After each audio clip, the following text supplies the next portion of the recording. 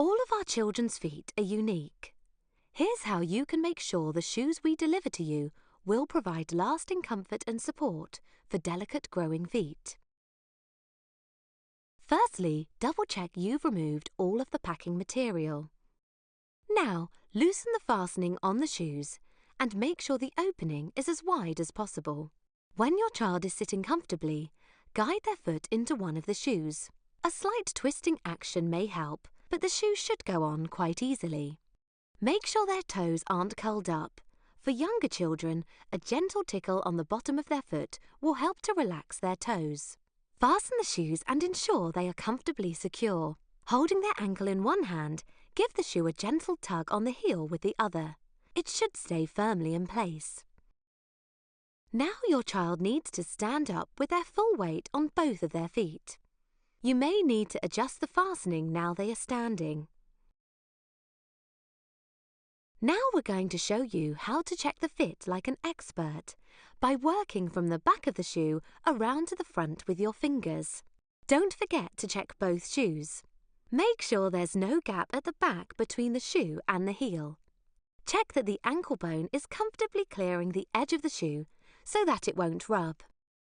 Some Start-rite shoes have padded collars, which are designed to support the ankle without causing friction, so these will sit closer to the ankle bone. The widest part of the foot, that's from the joint of the little toe across to the joint of the big toe, should be in the widest part of the shoe. Applying gentle pressure, feel along the sides of the shoe to make sure that there aren't any toes sticking out. Now rub your thumb across the top of the shoe.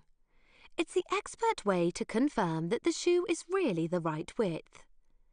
You should feel the leather or fabric move with a shallow ripple effect as you push across it. If there's no give at all, the shoe isn't wide enough.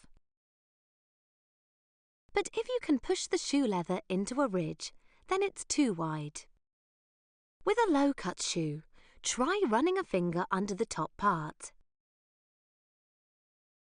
Make sure it's not so tight that the foot bulges out of it, and not so loose that there's a big gap underneath.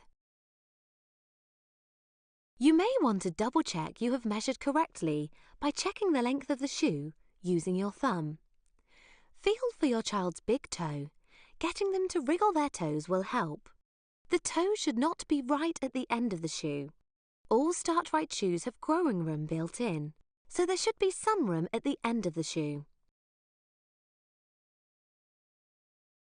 In shoes with a rip tape, make sure the rip tape comes together properly. If the tape only just meets, the shoe is too narrow. If the strap extends over the tape, the shoe is too wide.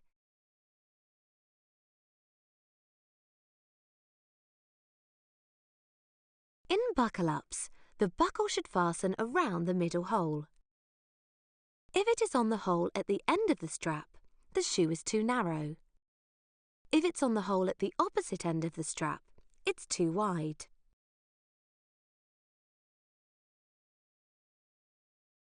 In lace-ups, there should be a gap of about 1 centimetre between the eyelet facings.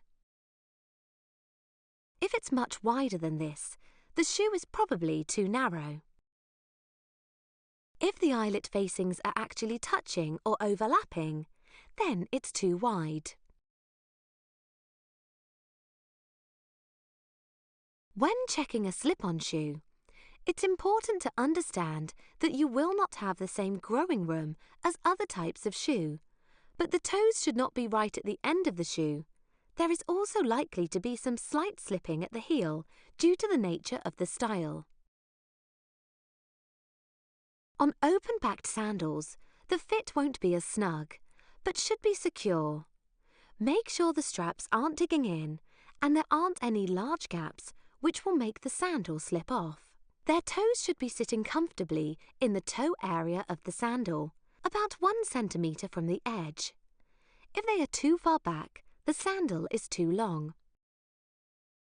If they are touching or hanging over the edge of the sandal, then they are too short.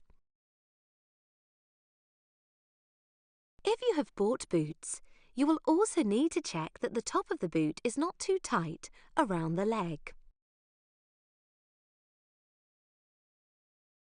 Finally, watch your child walking in their new shoes, making sure the shoes do not slip.